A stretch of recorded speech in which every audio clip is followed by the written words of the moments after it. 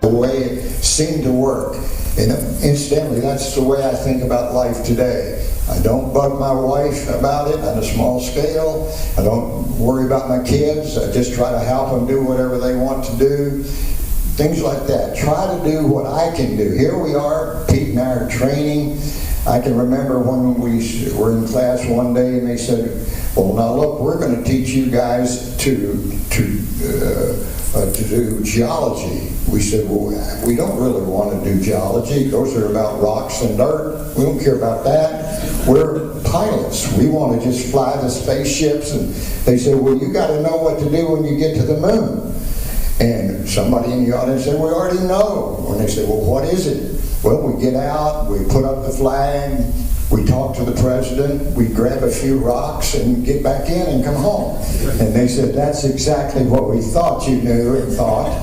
But if you're going to do anything worthy of exploring, you're going to have to know what rocks to pick up. You're going to have to make observations on the moon about why those craters are there, why things look as they do, and know where to go to get the rocks or the dirt or whatever else that we need to. Scientists on Earth can figure out where the moon came from. If there's any bacteria up there or anything like that that could harm the Earth, things of that nature.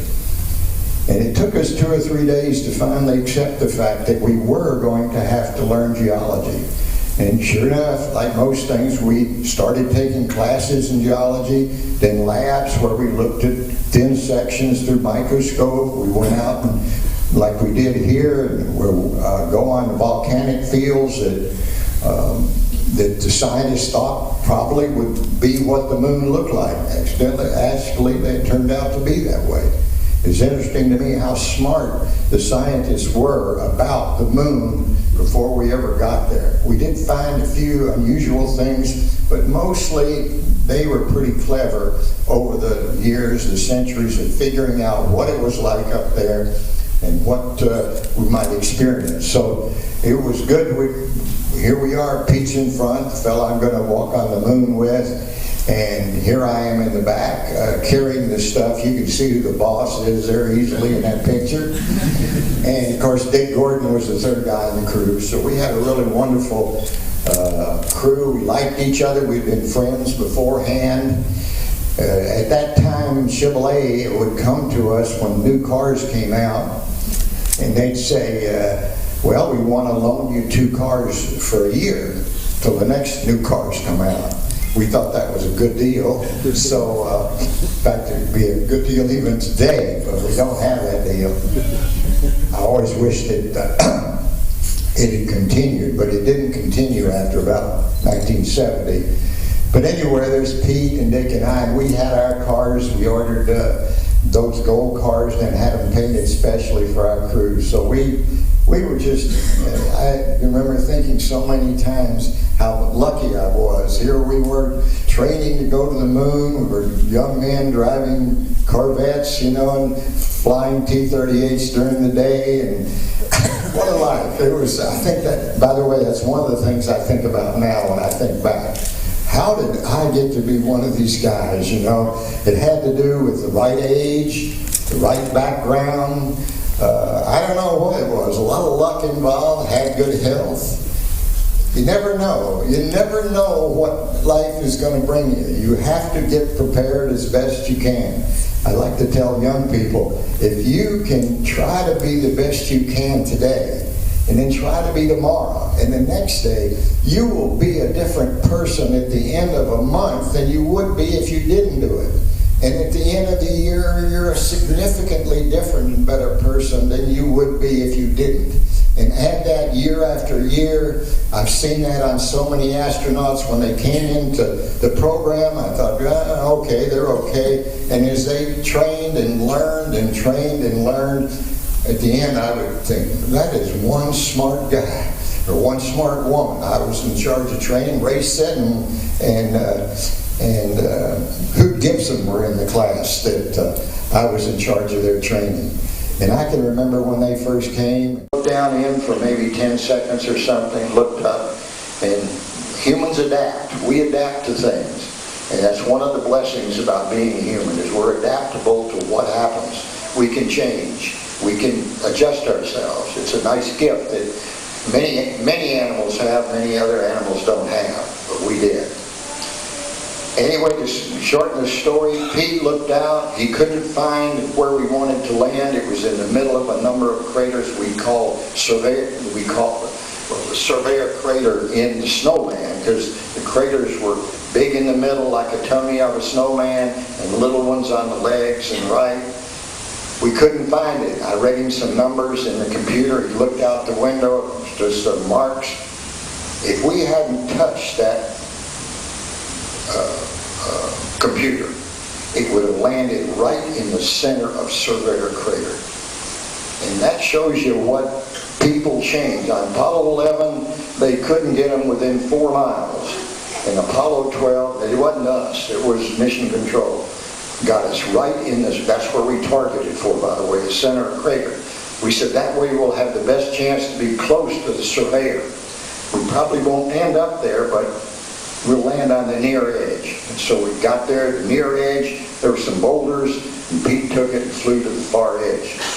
So it worked out just exactly like we planned, like we tried to do.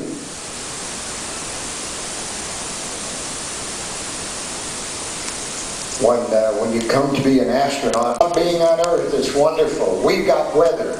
We've got so much here. It's just, I might say, but I always say, we're living in the Garden of Eden. People are walking around complaining about things. I'll tell you this, I don't complain about the weather. I haven't complained about the weather one time since we got home. Or like standing in line, or traffic on the road. I'm just glad to be here. Have all humans around and not be up there when we were the only two on that whole 2,000-mile diameter place. It's different. We're lucky. We're living in paradise, I'm telling you. By the way, when you fly above 50 miles, you get a gold pin like that. I had it in a different pocket, and that's my gold pin right there. So I'm always wearing it. You'll see Buzz has his gold pin on. So you wear that. I'm proud of it. I look at it a lot. Think how lucky I was. I got the chance to earn it.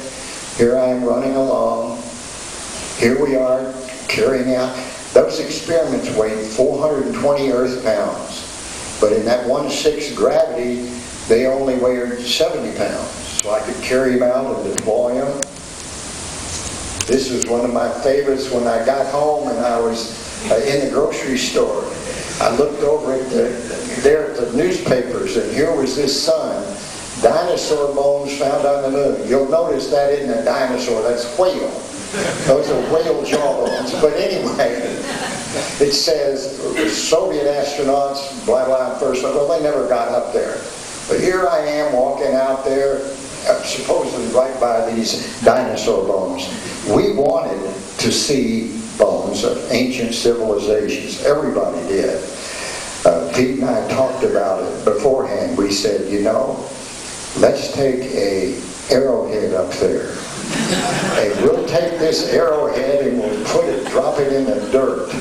And then we'll take our TV camera and we'll point it over here and say, now look at, there's a crater, say something about it intelligently, if we could. And then we would go like this, and then we'd talk about something. We said, we'll give them about a minute, but in the back room would be saying, point that camera at your feet, there's something at your feet. Thank God we didn't do it. I'll tell you, scientists are wonderful, but many of them don't have a sense of humor for something like that. We didn't do it, thank goodness. But it was a fun idea at the time. Here we are.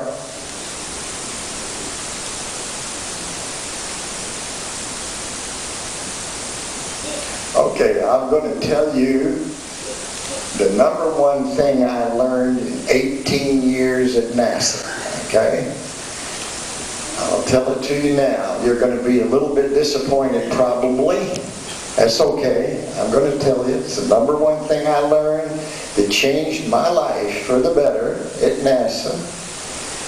And if you don't remember anything from what I said today, remember this and give it a try. Remember this and give it a try. We're in a simulator. This is when we're practicing landing. In those days, after you practiced landing, they'd take about 10 or 15 minutes to reset you in lunar orbit, get mission control connected in, then you practice another landing. They give you failures and that sort of thing. So we're talking, and I'm saying to Pete, you know that briefing we had this morning, that engineer that was giving us the briefing, he's smart. And he seemed to know what he was talking about, but he thought in strange ways. He came up with the right answer, but the convoluted ways he thought, I don't know if he's going to be good on our team. I don't think maybe he's a good team member. And I was waiting for him to say, Beano, that's right. Let's see if we can get him changed and get some other engineer. And he looks at me and he said, well, Bean, you know, maybe it's you that aren't the good team member.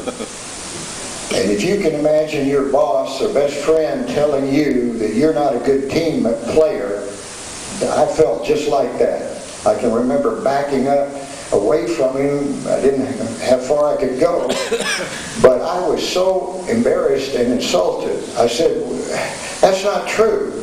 He said, you don't even know the first rule of being a good team member, teammate.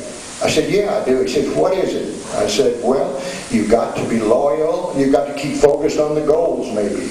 Then you've got to be loyal to the leader and the other team members. And I forgot. I was so embarrassed and hurt about the whole thing. I don't really remember. And finally, I ran out of excuses. I said, what is it? He said, first of all, if we had 400, it's going to take 400,000 people to get us to the moon and back. 400,000 Alan Beans can't do it. I said, I know that. He says, well, 400,000 Pete Conrads can't do it either.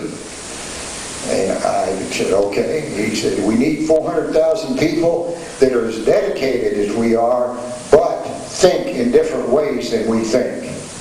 I said, okay. I said, well, what's the number one rule of being a good team member, teammate? He said, you've got to find a way to admire and care about the other teammates. I said, you're crazy. I said, you're crazy. In that meeting this morning, well, maybe we had 50 people.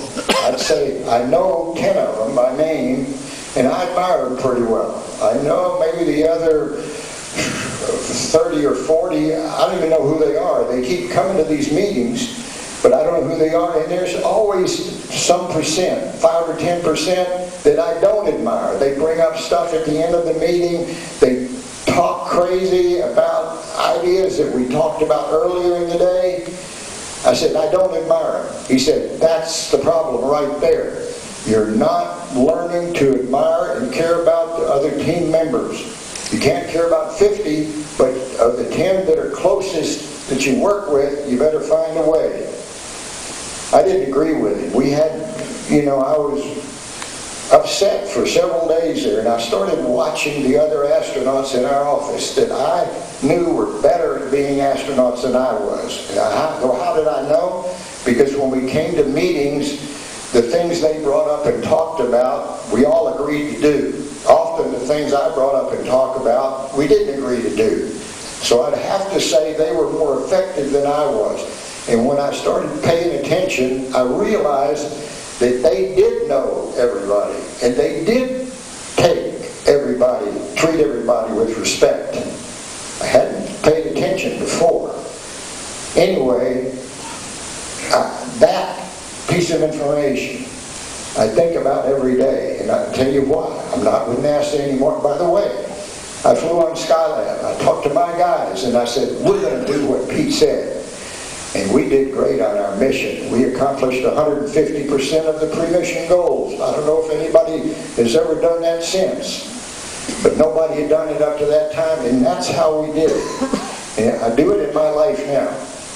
If I'm up there brushing my teeth in the morning, and I'm brushing my teeth, and I say, Leslie didn't take that package to the post office I asked her to do yesterday. The minute I start to say it, and it goes through my head, I say, she's my number one teammate, and I'm not being admiring of her. I quit thinking it. I stop my thoughts immediately and I say, you know, she made a great meal last night, or something. Because we've all got a choice on how we feel about other people. We don't know it, but we do. I now make the choice to think only about admiring and the like with my teammates, my kids, people I work with, suppliers, a photographer that does. If my photographer made a bad photo of my painting, I would forget it in 10 seconds. And I would think about all the great photos he made, how wonderful he is, how lucky I am to work with him. I tell him that too. Makes a difference. I recommend this, particularly with your wife and kids. You've got to find a way to admire these people and care about them in your heart. I'm not talking about faking it. I'm talking about getting your head out. It was my fault that I wasn't a good team member. It wasn't a team, it was me. I didn't make that mistake afterwards.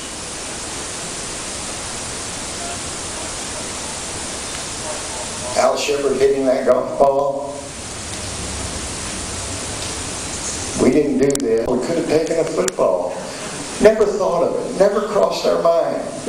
Someday when people go back to the moon, they'll do that. They'll take soccer balls. It'd be fun. We never thought of it.